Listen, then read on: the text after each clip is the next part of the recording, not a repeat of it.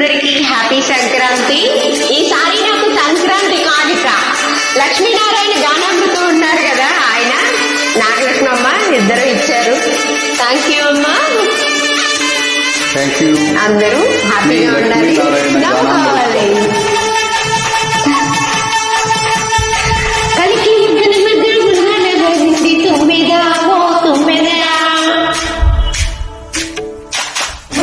సంక్రాంతి ముంగిట్లో వచ్చింది తుమ్మిదా ఓ తుమ్మిదా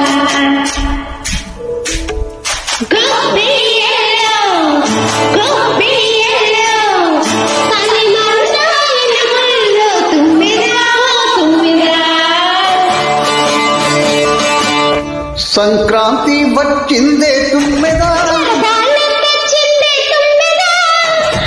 కొత్త ధాన్యాలతో కోడి పందాలతో ఊరే ఉప్పొంగిపో